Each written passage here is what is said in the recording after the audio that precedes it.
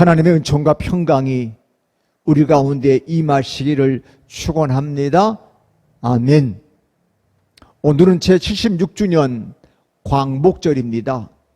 일제강점기에서 하나님의 은혜로 해방된 기쁨을 기념하는 날입니다. 자유를 향한 해방입니다. 그 당시에는 그야말로 축제, 피스트였을 것입니다. 우리가 사용하는 단어는 그 시대 문화를 반영하는 것이라고 생각합니다. 예전에는 잔치라고 많이 불렀는데 지금은 작은 규모는 잔치, 큰 규모는 축제라고 부르는 것 같습니다.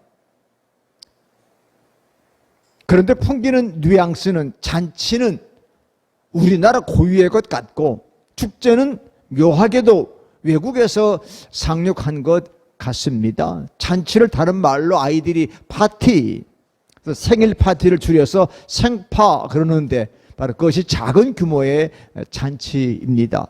아무튼 우리 삶이 늘 잔치 같은 삶이면 좋겠습니다. 아멘. 무더위 한 주간도 어떻게 지내셨습니까? 이제는 말복도 지나가고 처서만 여름 끝자락을 붙잡고 겨우 남아 있습니다. 오랜만에 열대야도 물러가서 편한 잠을 누릴 수 있었습니다. 그런데도 아직도 더위와 싸우는 사람들이 있습니다. 하루 종일 방호복을 입고 코로나 검사와 방역에 종사하는 분들입니다. 그분들을 생각하면 가슴이 아릿해집니다. 자영업자와 소상공인이 느끼는 절망과 공포감은 가늠하기 어려울 정도입니다. 작은 교회 목회자들의 염려가 현실이 되고 있습니다. 월세 교회는 월세도 못 내는 형편이라고 합니다. 이전에는 북적거리던 동네 먹자 골목이 저녁 8시 이후가 되면 적막할 뿐만 아니라 아예 문을 닫은 가게도 꽤 많다고 합니다. 우리에게 기약 없는 미래가 주는 불안감이 점점 커지고 있습니다. 어제도 뉴스 특보하면서 총리가 뭐 특별한 걸 얘기하는가 들어봤더니 광복절 연휴에 꼼짝 말고 집에 있으라. 그 얘기지 대책은 아무것도 없더라고요. 햇빛은 찬란한데 우리 마음에는 어두운 구름이 드리워져 있습니다. 그러나 아무리 어렵고 난감하다 해도 삶은 계속되어야 합니다. 전도서 11장 4절 표준 세번역으로 함께 읽어볼 텐데, 바람이 그치기를 기다리다가는 씨를 뿌리지 못한다. 구름이 거치기를 기다리다가는 거두어 들이지 못한다. 전도서 기자의 말은 우리 삶의 엄정함을 잘 드러내고 있습니다. 사람들은 근심과 걱정이 없는 세상에 대한 꿈을 꿉니다. 유토피아, 엘도라도, 무릉도원 등 낙원에 대한 꿈은 오히려 삶이 힘겹다는 반증이 아니겠습니까? 사랑하는 성도 여러분, 태어남이 있으면 죽음이 있고 빛이 있으면 그늘이 있는 것처럼 근심과 걱정은 기쁨의 다른 짝입니다. 인간은 그 양극 사이에서 살게 마련이지요. 모든 인간의 숙명인지도 모르겠습니다. 아니, 우리는 하나님의 섭리 속에 산다, 그렇게 믿으며 살아가야 합니다. 근심에 사로잡힐 때 사람은 고립감을 느끼게 마련입니다. 혼자라는 생각에 골똘하게 되는 것이지요.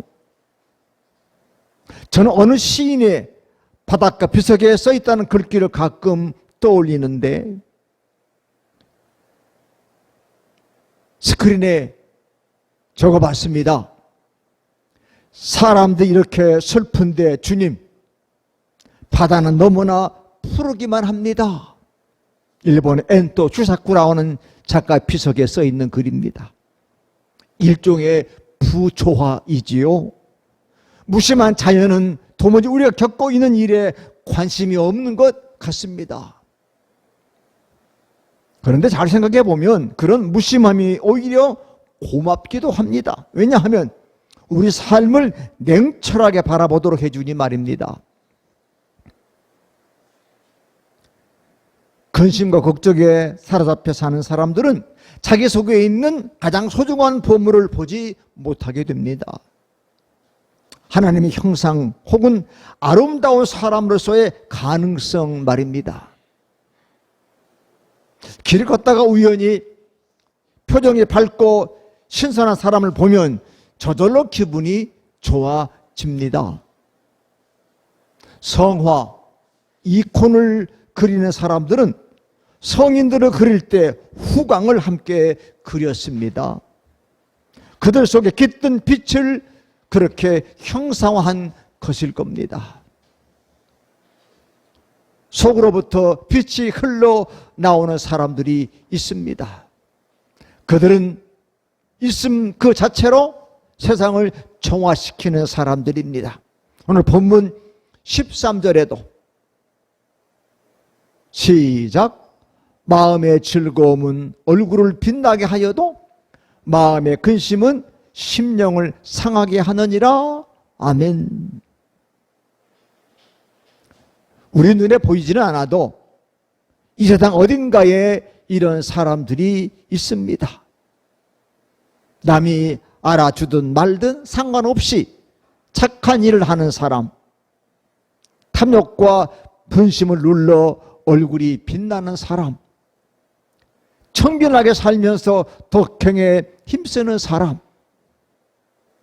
하늘을 공경하고 이웃을 돕는 사람 말입니다. 그들은 있음 그 자체로 우리 마음을 밝게 하고 정화시켜 줍니다. 우리 마음의 변화는 그냥 일어나는 것이 아니라 그런 사람들이 있음을 생각하는 데서 비롯되는 것이지요. 인간은 생각하는 존재이기 때문에 생각할 때 마음이 밝고 맑아집니다. 좋다 싫다, 예쁘다 밉다, 춥다 덥다, 기쁘다 슬프다와 같은 일차적인 지각을 사유에 채로 거르는 것이 생각입니다. 여러분, 세상을 따뜻하게 만드는 사람은 그저 팔자 좋은 사람 이러니 생각하면 안 돼요. 그들은 근심과 걱정이 있음에도 불구하고 자기 속에 빛이 어두워지지 않는 사람입니다. 광복절, 광복이 뭐예요? 빛을 다시 회복했다. 그래서 고난의 삶을 잔치로 바꾸는 지혜가 있는 사람입니다. 고난의 삶을 축제로 바꾸는 지혜가 있는, 지혜란 말이 영어로 wisdom 참 좋은 단어예요. 지혜로 바꾸는 거예요. 삶이 고달픈데 그걸 슬픔으로 눈물로 바꾸는 게 아니라 고난을, 삶을 축제로 바꾸는 지혜가 있다, 그런 말이죠. 성경이 말하는 어리석은 사람이란 시련과 고통을 겪고도 아무것도 배우지 못하는 사람입니다. 이 코로나19 때 얼마나 힘들어요, 얼마나 고통이에요. 이걸 통해서 좀 배워야 돼요. 정치인들이 좀 배워야 돼. 그런데 이걸 이용해서 악용하고 국민들을 공경에 빠뜨리고 예? 백신이 확보됐다 큰 소리 쳤는데 이제 백신이 얼마나 부족합니까? 이제 아스트라제네카도 젊은이에게 놓겠다. 젊은이들이 자녀분도 우리는 맞지 않겠다. 조금만 더 기다리면 모더나 화이자에 있는 뭐하라 힘든 혈전 위험이 있는 아스트라제네카를 우리 보고 맞으라고 하냐. 우리가 바본 줄 아냐. 이렇게 돼 있어요. 저는 지난 금요일 날 아스트라제네카 2차 접종을 마치고 지금 이렇게 사태를 보고 있는데 괜찮더라고요. 그래서 조심하면서 지내고 있습니다. 이 고통이 우리가 뭔가 가르침을 주겠지요. 자, 그래서 잠언 17장 3절에 다 같이 시작. 도가니는 은을, 풀무는 금을 연단하거니와 여호와는 마음을 연단하시느니라. 아멘. 은과 금도 연단해야 나와요. 저절로 안 나와요. 광물을 뜨겁게 녹여서 거기에서 순수한 은과 금이 나오듯이 하나님 우리의 마음을 연단해서 순수하고 정화시킨 하나님 사람들을 만든다는 거예요. 그래서 명철한 사람은 생의 부정적 계기 속에 담긴 속뜻을 헤아리고 그 고통 속에서 값진 보화를 찾아내는 사람이에요. 죽음의 문턱까지 갔다가 되돌아온 후에 동일한 어려움을 겪는 사람들을 돌보고 격려하는 분들이 있습니다. 저도 늘 치유 설교하다가 제가 아파 보니까 제가 수술하고 방사선 치료 받아 보니까 그런 가운데 사람의 마음을 조금 알겠더라. 그래서 제가 가끔은 지방 내에 좀 아픈 후배들 또 아픈 우리 교직자들 계시면 제가 가끔 전화드려서 장로님, 목사님 파이팅 합시다. 장애로 고통받는 가족을 돌보던 사람들이 다른 가족을 위로하고 힘을 북돋는 경우도 많이 있잖아요. 그게 계기가 되어서 다른 사람을 돕는 그 단체에 가입해서 땀 흘리는 사람들이 참 많다고 그래요. 그분들이 감내하며 했던 삶의 무게는 결코 가볍지 않겠지만 그것을 인격으로 바꿨기에 그 고통을 잔치로 바꿨기에 그들의 삶이 향기로운 거지요. 그래서 바울 사도는 그리스도를 따르면서 겪는 환난을 오히려 자랑했습니다. 로마서 5장 3, 4절 말씀인데 함께 바울의 고백을 읽어봅시다. 시작. 우리가 환난 중에도 즐거워하나니 이는 환난은 인내를, 인내는 연단을, 연단은 소망을 이루는 줄 알미로다. 아멘. 환난, 인내, 연단, 소망이라는 이 일련의 흐름은 저절로 나타나는 것이 아니라 하나님 은총의 빛을 받을 때 비로소 가능한 사건이라고 하는 거지요. 그래서 환난 중에도 즐거워한다. 다른 사람 미쳤다 그럴 거예요. 사람은 환난인데 즐거워해. 그런데 하나님의 은총의 빛을 받으면 가능하다는 거거든요. 환난을 소망으로 바꾸는 일이야말로 믿음의 신비입니다. 어떻게 환난을 소망으로 바꿔? 그래서 이스라엘 지혜자는 오늘 본문 15절에서 다 같이 시작. 고난받는 자는 그날이 다 험악하나 마음이 즐거운 자는 항상 잔치하느니라. 그렇게 말합니다.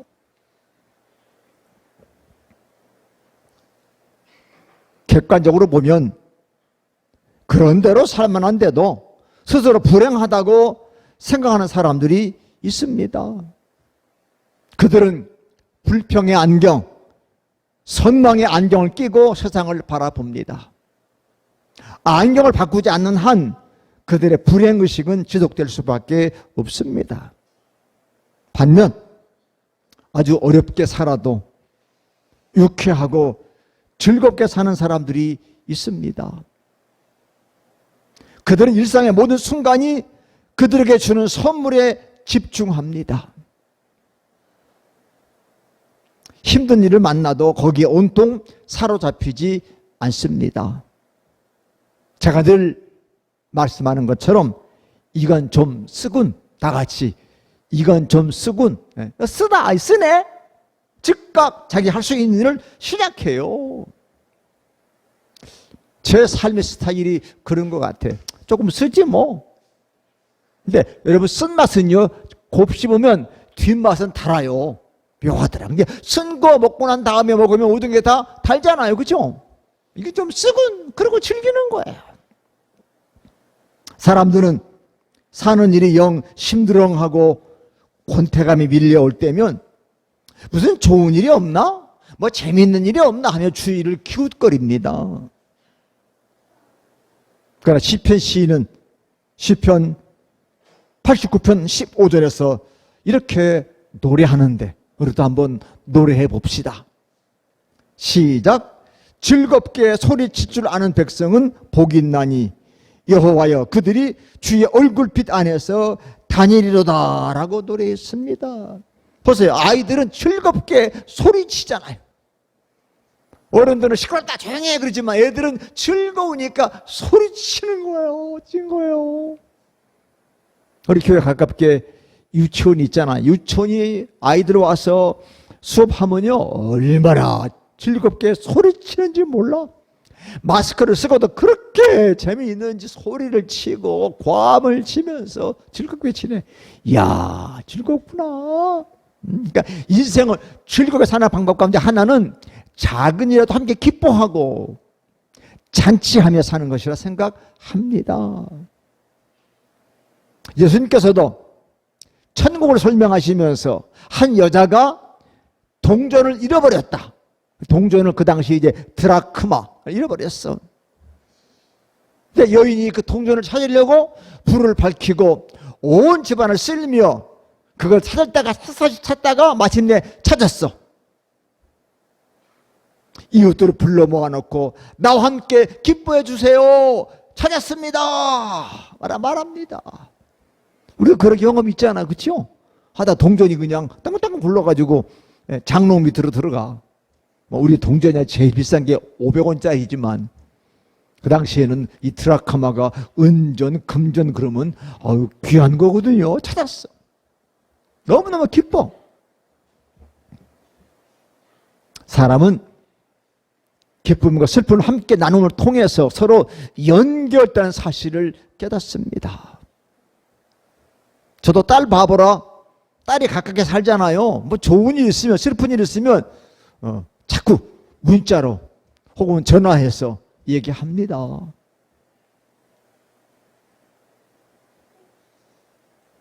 즐거운 모임은 사람들을 연결시키거든요.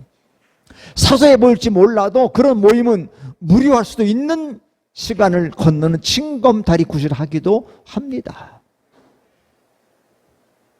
코로나19 시대지만 즐겁게 살기 위해서는 벗들과 이웃들을 우리 삶에 맞아들여야 합니다. 요즘은 공간을 함께 못해도 다양한 문명 이기들을 통해서 함께 화상으로 통화도 하고 SNS를 통해서 여러 가지 것들을 공유하면서 맞아들이지 않습니까?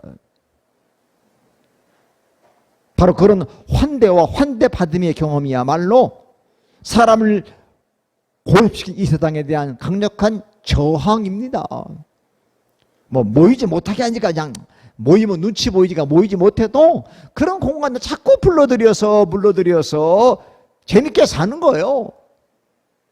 어떤 사람은 감히 나를 초청해 주느냐고 너무 고맙다고. 사람들이 자기 일상을 잔칫날로 만들지 못하는 까닭이 무엇일까요? 욕망이 상향 평준화되었기 때문이 아닐까? 자본주의 체제는 끝없는 불만족을 만들어냅니다. 요즘에 서비스 해주고도 업체가 맨날 문자 오지요. 서비스에 만족하십니까? 만족의 점수를 매겨주세요.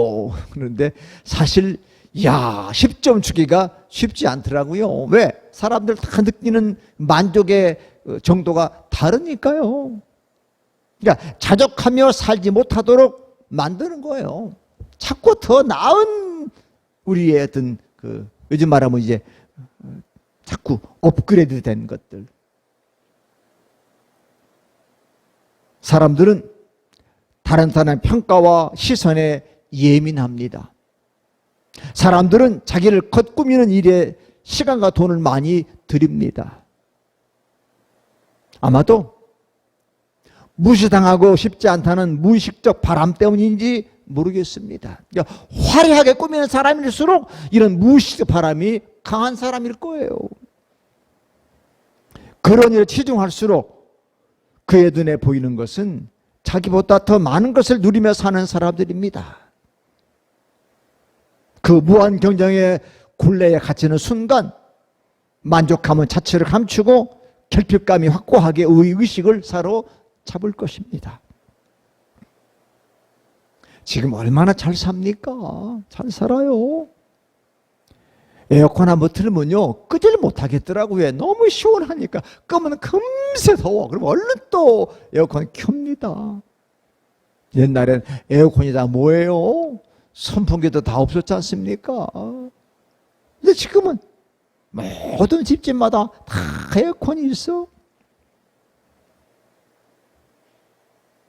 이전에 비해서 많은 걸 누리고 살면서도 스스로 불행하다고 느끼는 까닭은 다른 사람과 그런 비교 의식 때문에 그래요. 비교하는 순간부터 불행해지는 거예요. 왜? 나보다 더 나은 사람들이 있으니까 괜스레 밉지. 저 많은 돈이 어디서 생겼을까? 어떻게 저 돈을 벌었을까? 혹시 검은 돈은 아닐까? 어떨까? 자꾸 하면서 스스로를 옥죄고 불행 속으로 몰아넣는 거지요. 그래서 오늘 말씀 카드 15절이 그 답을 주고 있잖아요. 한 번 더 우리 15절 말씀 읽어봅니다. 시작. 고난받는 자는 그날이 다 험악하나 마음이 즐거운 자는 항상 잔치하느니라. 아멘. 그러니까 늘 마음이 험악한 사람은 다 그렇게 비교하기 때문에 험악한 거야. 그런데 늘 마음이 즐거운 사람은 항상 잔치하며 파티하며 사는 거야. 별거 아니어도 식탁에 놓고 잔치. 이야, 잘 먹는다. 잘 먹는다.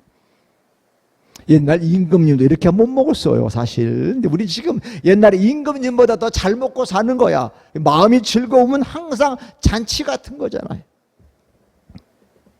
사랑하는 은곡성도 여러분, 자존감을 챙깁시다. 아멘.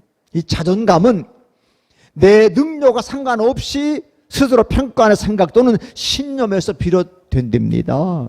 자, 달리기를 예로 들면 이 자신감 있는 사람, 나는 1등 할 수 있어. 그래, 자존감은 1등이든 꼴등이든 상관없어. 난 소중해 라고 생각할 수 있는 힘이 자존감입니다. 이게 올림픽 정신이죠. 올림픽 정신은 꼴등까지 소중하잖아. 꼴등. 5000m나 1000m 중장거리 트랙 경기 보면요, 1등이 꼴등을 한 바퀴를 앞질러서 가요. 다 들어왔는데 꼴등은 한 바퀴 더 돌더라고. 어떤 사람은 2바퀴 도는 꼴등도 이게 끝까지 다 돌도록 기다려야 돼. 그게 올림픽 정신이거든. 나는 좋아. 중간에 포기 안 해. 끝까지 달릴 거야. 꼴등인데 불구하고 맨 나중까지 끝까지 뛰는 사람. 이게 올림픽 정신이에요. 박수를 보내잖아요. 박수를 보내잖아요. 그게 진짜다. 이번 도쿄올림픽 특히 유도 우리 대한민국 4등을 많이 이렇게 생각했지요. 4등. 수영 4등, 높이뛰기 4등, 여자 배구 4등. 4등인데 아름답다. 금메달 못지 않다. 이게 자존감이에요. 자존감은 타인의 환경에 의해 생성되지만 자존감은 어떤 상황이든 그 누구든 내 안에 직접 만들어가는 감정입니다. 의미 있는 것은, 재미있는 것은요, 이 자신감과 자존심 모두 이 자존감이라는 단단한 뿌리 위에 있다는 거예요. 자존감이 강한 사람은 자신감도 자존심도 괜찮다는 거예요. 즉 자존감만 잘 챙기면 자존심의 문제, 자신감 문제 지혜롭게 잘 대처할 수 있다는 거예요. 그래서 요즘은 자존심은 버리고 자존감은 높이고 그러잖아요. 자존감이 중요하다. 나는 소중하다.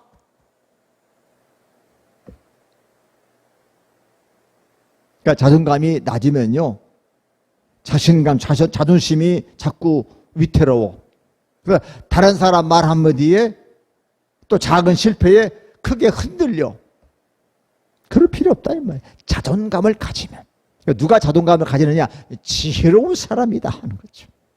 자, 본문 16, 17절이 우리에게 말씀해 주는데 시작.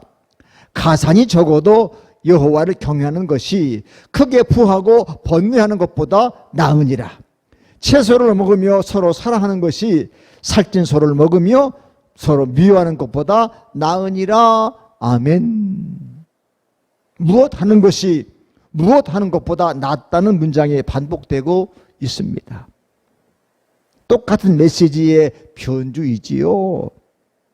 재산이 적은 것이 행복이라고 말할 수 없습니다. 그렇다고 하여 재산이 많은 것이 곧 행복이라고 말할 수도 없잖아요. 재산은 적지만 하나님을 경외하고 이웃을 사랑하며 사는 그 사람은 결코 가난한 사람이 아닙니다. 반면 재산은 많은데 이기적이고 오만하다면 그는 진짜 가난뱅이입니다. 원하는 것들을 즉각 누리며 살지 못한다고 해서 불행하다 그렇게 말할 수 없어요.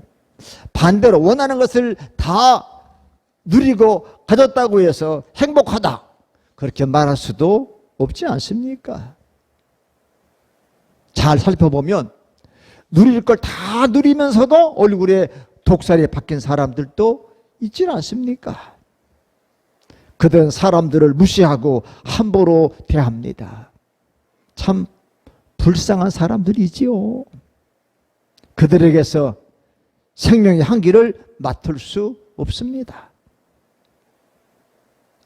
재산이 많거나 적으나 하나님을 경외와 이웃사랑이야말로 진정한 행복의 길인 줄로 믿습니다. 아멘. 사람의 사람됨은 자기 삶이 다른 사람들에게 사랑의 빚을 지고 있음을 알아차리는 데 있는 것. 그러니까 늘 사랑의 빚을 졌기 때문에 감사하고 고맙고, 아무것도 아닌데 잔치 같고, 아무것도 아닌데 파티 같고, 꼭 호텔에 안 가도 집에서 둘이 앉았는데도 잔치 같은 삶을 살 수 있는 사람들이라는 거예요. 사랑하는 성도 여러분, 사람들이 함께 산다는 것은 즐거운 일이면서 동시에 힘든 일이죠. 누군가 내 곁에 있다는 사실이 어떤 때는 든든하게 느껴지기도 하지만 어떤 때는 짐처럼 느껴질 때도 있습니다. 사람 이처럼 누구나 감정의 기복을 겪습니다. 가족 간이라 해도 사정은 마찬가지지요. 보통 때는 너그럽게 받아주던 일도 어떤 때는 도저히 용납할 수 없어 다툼이 빚어지기도 합니다. 어쩌면 가족 간의 관계가 제일 어려운 것인지도 모르겠습니다. 왜? 너무 잘 아니까. 또 너무 기대하는 바가 많으니까 그런 것 같아. 집에서는 바깥에서 쓰고 있던 가며, 즉 사회적 자아를 벗어던지고 좀 편히 쉬고 싶은데 그 마음을 몰라주면 원망의 말이 터져 나오는 거지요. 우리가 사는 동안 참 많은 사람들을 만났습니다. 사사건건 분쟁을 일으키는 사람이 있고 분쟁을 그치게 하는 사람도 있습니다. 속에 화가 많은 사람일수록 분쟁을 일으킬 소지가 많습니다. 그들은 자기들의 말이 경청되지 않는다고 속상해합니다. 자기들의 상처와 아픔을 사람들이 알아주지 않는다고 화를 냅니다. 18절에 그렇게 우리에게 소개하는데 시작. 분을 쉽게 내는 자는 다툼을 일으켜도 노하기를 더디하는 자는 시비를 그치게 하느니라. 아멘.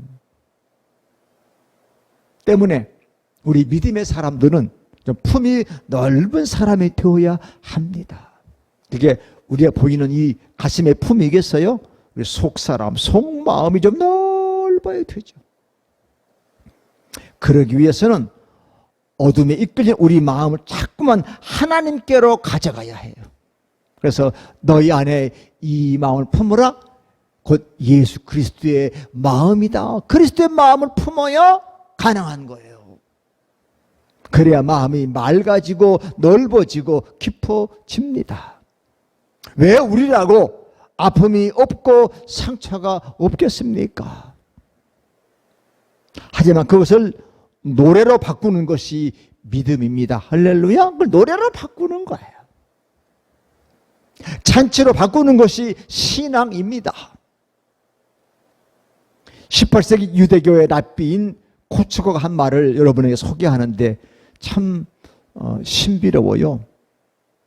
슬픔에 잠겨있는 사람에게 세 가지 길 혹은 계단이 있다는 거예요. 사다리 맨 아래 계단에 서 있는 사람은 운답니다. 그런데 보다 높은 계단에 있는 사람은 아무 말도 없이 잠잠히 있대. 그런데 맨 꼭대기에 서 있는 사람은 슬픔을 노래로 바꾼다는 거예요. 야, 그렇구나. 더 꼭대기가 더 힘들잖아요. 더 다리가 더 떨리잖아요. 그러니까 그때 슬픔을 노래로 바꾸는 사람이더라. 슬픔과 고통을 노래로 바꾸는 사람이라야 평화를 만들 수 있습니다. 지금은 너나 할 것 없이 모두가 어려운 시절입니다. 그렇게 더욱 하늘빛으로 조율된 영혼들이 필요한 때입니다. 성령을 슬프게 하지 맙시다. 우리가 마음의 뜻을, 마음의 돛을 성령을 향해 펼칠 때 스크린에 성령의 9가지 열매, 사랑과 희락과 화평, 오래 참음과 자비와 양선, 충성과 온유와 절제의 9가지 열매들을 맺게 될 거예요. 이건 다 성품의 열매거든요. 가장 가까운 곳에 있는 사람들과 더불어 성령의 열매를 누리십시다. 아멘. 사랑하는 성도 여러분, 은혜의 골짜기 머무는 성도 여러분, 인생에 아무런 고난과 어려움이 없기를 기대하지 마십시오. 그런 인생은 어느 누구도 없어요. 다 고난과 어려움이 나름 있는 거예요. 차라리 어려움 속에서도 잔치하는 연습을 합시다. 아멘. 잔치합시다. 잔치 좋잖아요. 잔치. 아이들마다 따라 생파, 파티. 좀 불편하긴 해도 가까운 사람들끼리 자주 만나 잔치를 하십시오. 낮에는 4명까지 모일 수 있다며요. 좀 둘이 만나서 둘이라도 좀 한가한 식당에, 한가한 카페에 마주 앉아서 좀 잔치하십시오. 웃으십시오. 즐거움을 나누십시오. 안 되면 좀 번갈아 가면서라도 식사라도 하십시오. 분명히 어딘가, 이 세상 어딘가에 사람의 마음을 밝게 만드는 사람, 무거워진 마음을 씻어주는 사람, 아직 세상은 여전히 살만한 곳이야 느끼는 사람들이 있을 거예요. 저도 실명은 거론하지 못하지만 저한테 전화 오면 이름 뜬 사람이 그 사람은 괜히 기분이 좋아. 괜히 막 붕대에 들먹들먹해. 만나고 싶어. 어떤 사람은 전화 올까 봐 겁이 나. 만나기 싫어. 뭐 그런 사람은 전화도 잘 안 하지. 어떤 사람은 전화만 오면 그냥 만나고 싶어. 만나서 좀 비록 마실 거 쓰고라도 좀 수다 떨고 싶어. 그 사람이 어딘가 있기 때문에 내 존재가, 혹은 나 혼자 밥을 먹어도, 혼밥을 먹어도 그 친구가 그 형이 그 앞에 있는 것 같아서 잔치하는 것 같잖아요. 밥을 먹어. 여러분, 이 세상 어딘가에 있는 그 사람이 바로 예수님 믿는 사람이어야 합니다. 아멘. 그가 누굴까요? 나. 이 세상 어딘가에 보고 싶은 사람, 만나고 싶은 사람, 그리운 사람, 멋진 사람, 삶을 축제로 바꾸는 지혜가 있는 사람, 바로 그 사람이 내가 됩시다. 내가 돼. 누가 되기를 바라지만 내가 되는 건 내가. 그럼 누구든 나를 보고 싶어 하고 만나고 싶어 하고 나 만나면 야 잔치하는 것 같으다. 그러지 않겠습니까? 이렇게 삶을 축제로 바꾸고 잔치로 바꾸고 지혜 있는 그 한 주간이 이번 주간 되기를 축원합니다. 아멘.